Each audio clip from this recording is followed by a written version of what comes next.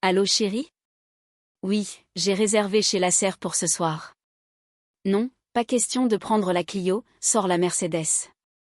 J'ai une image à tenir. Après le dîner, on passe au club privé. Thomas, tu peux venir m'aider à étendre le linge? Et comment tu te sens aujourd'hui? Mon chéri, tu as l'air épuisé. Je suis fatiguée, mais ça va. Le médecin a dit qu'il faudrait des examens plus poussés à l'hôpital, peut-être même une opération. Mais avec nos revenus, on n'y arrivera jamais. Je vais demander à Émilie. C'est ma sœur. Elle vit dans le 16e. Elle a les moyens. Elle peut nous aider pour l'opération. 4500 €, ce n'est rien pour elle. Sophie, tu sais comment elle est. L'année dernière, quand on a eu du mal à payer la cantine des enfants, elle n'a même pas répondu à tes messages. Elle dit toujours qu'elle a sa vie et que nous avons la nôtre. C'est quand même ma sœur, Thomas.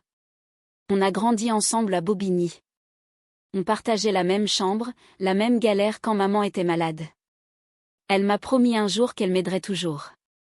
Je vais aller la voir demain après le travail. Le sang, ça ne ment pas. Rire. Quand je serai grande, je serai très riche. J'aurai une grande maison à Paris et je t'aiderai toujours, Sophie. On ne se quittera jamais, promis. Elle n'a pas pu oublier ça. Bonjour, c'est Sophie. Je suis la sœur d'Émilie Moreau. Est-ce que je peux monter? Ah, cette robe est parfaite. Encore cette sonnette? Marie, allez ouvrir et dites-lui que je n'ai pas beaucoup de temps. Sophie, qu'est-ce que tu fais ici? Tu aurais pu appeler avant. J'ai une journée très chargée. J'ai un dîner ce soir chez la serre et je dois encore me préparer.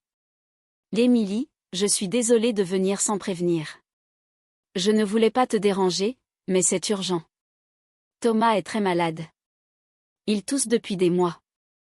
Les médecins à l'hôpital de Bobigny ont fait des examens, mais il a un problème au poumon qui nécessite une opération assez lourde. Ça coûte environ 4500 €.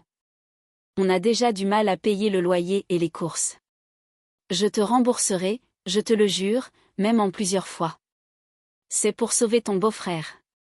Et les enfants ont besoin de leur papa. 4500 €? Tu plaisantes, Sophie? Tu sais combien coûte ma vie?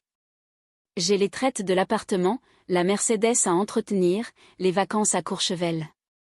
Je ne peux pas tout donner à tout le monde. Les gens pensent toujours que parce que j'ai réussi, je dois aider tout le quartier. Je ne te demande pas tout, Émilie, juste un peu d'aide. On est sœurs. Quand maman était malade, on se serrait les coudes. Tu te souviens de ce que tu m'avais promis quand on était petite? Que tu m'aiderais toujours? Arrête avec les souvenirs, s'il te plaît. Oui, on a grandi dans la même galère, mais moi, j'ai travaillé dur pour en sortir. J'ai rencontré un homme qui a réussi. J'ai saisi les opportunités. Toi, tu as choisi de rester avec Thomas qui n'a jamais vraiment avancé dans la vie. C'est ta responsabilité maintenant, pas la mienne. Prends ça pour le taxi ou le bus retour. J'ai ma vie, toi la tienne. On n'est plus des gamines qui partagent la même chambre à Bobigny. Tu me jettes 150 € comme à une mendiante après tout ce qu'on a vécu? Que Dieu te pardonne, Émilie. Je prierai pour toi. Ma propre sœur. Comment peut-elle être devenue comme ça? Mes chéris, vous avez vu la nouvelle collection Dior? J'ai pris 3 pièces la semaine dernière sur l'avenue Montaigne et cet été, on part à Saint-Tropez sur le yacht de Marc. La vie est trop courte pour s'ennuyer. Tu as tellement de chance, Émilie. Ton mari est un vrai golden boy. Je l'ai bien mérité. J'ai toujours su choisir les bonnes opportunités et surtout, je ne perds pas mon temps avec les problèmes des autres. Allô maman? Non, je n'ai pas de nouvelles de Sophie. Tu sais comment elle est, toujours dans sa petite vie à Bobigny. Je ne peux pas tout porter sur mes épaules. Tu me gâtes trop, chérie. Je suis la femme la plus heureuse de Paris. C'est parce que tu le mérites, ma chérie. Je t'aime. Moi aussi je t'aime. Aide ta sœur avec les maths. Emma, ne reste pas courbée comme ça. Et ce soir, on mange tous ensemble. Pas de téléphone à table. Maman, tu travailles encore tard sur tes sacs? Oui mon cœur. J'ai reçu une commande de 10 sacs pour une boutique à Paris cette semaine. Si ça continue comme ça, on pourra bientôt partir en week-end à la mer. Thomas, guéri grâce à une opération financée par la sécurité sociale et l'aide des voisins, travaille maintenant comme agent d'entretien dans une école. Pour la femme la plus forte que je connaisse. Sans toi, je ne sais pas où on serait aujourd'hui. Oh Thomas, elles sont magnifiques. Merci. C'est tout ce que tu mérites, mon amour. On s'en est sortis ensemble. On n'a pas eu besoin de l'argent des autres. Le travail et la dignité, ça suffit. Regarde ce sac, je l'ai vendu 85 € la semaine dernière. Petit à petit, ça monte. Vous voyez, avec de la patience et un peu de créativité, on peut tout faire.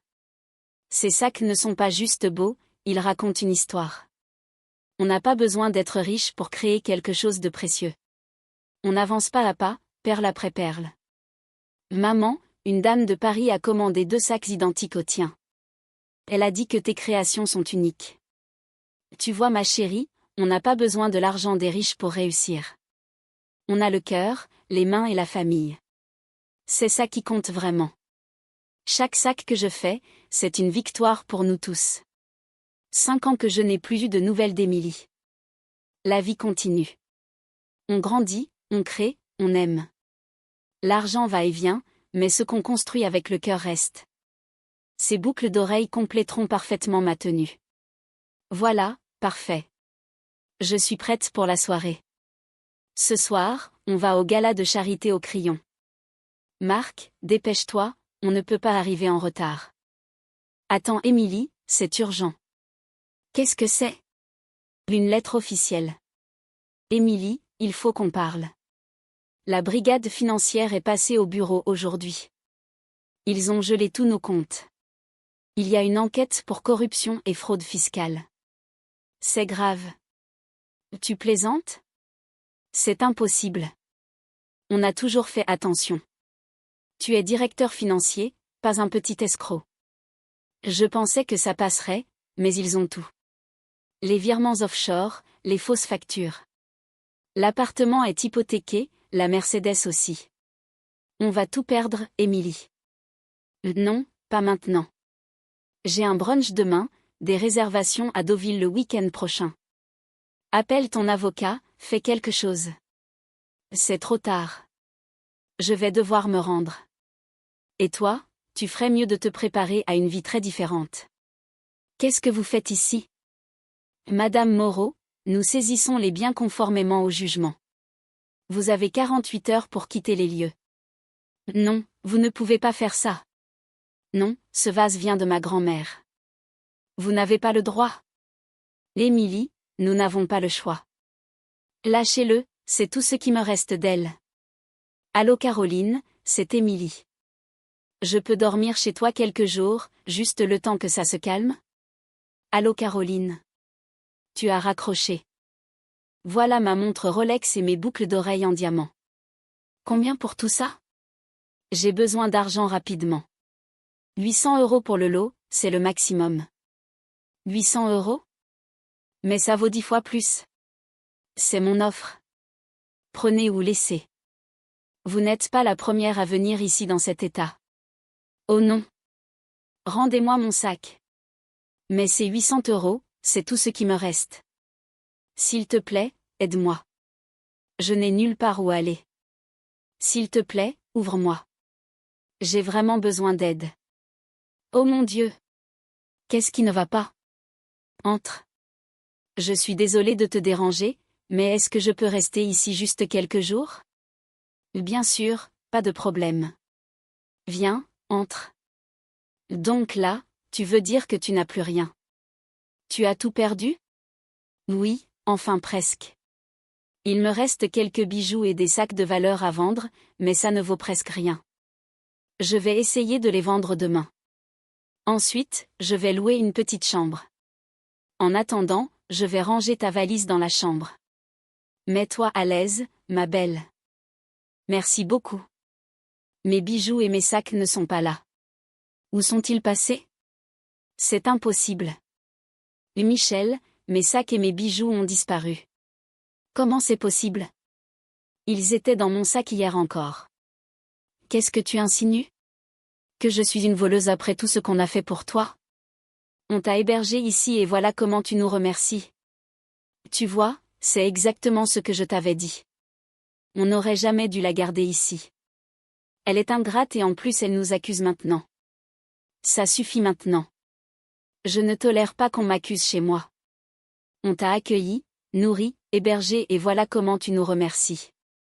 Prends tes affaires et quitte cette maison tout de suite. Tout le monde m'a tourné le dos.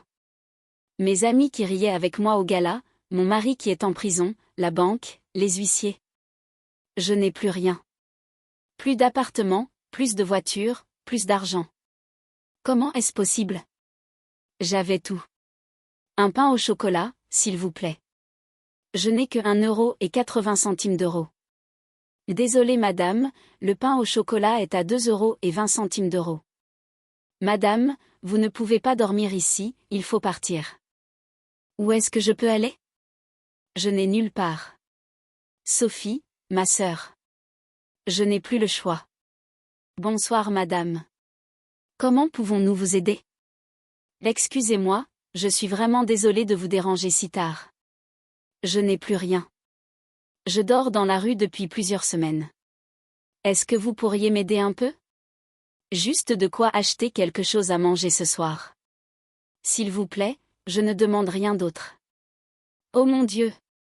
Attendez une seconde, je vais voir ce que je peux faire. Ma propre sœur et elle ne sait même pas que c'est moi. Je n'ai jamais eu aussi honte de ma vie. Tenez, ce n'est pas beaucoup. Mais avec ça, vous pourrez acheter un repas chaud et peut-être un ticket pour un abri cette nuit. Prenez soin de vous, madame. La vie est parfois très dure, mais il y a toujours quelqu'un qui peut tendre la main. Si vous repassez dans le quartier, n'hésitez pas à frapper à nouveau. Merci.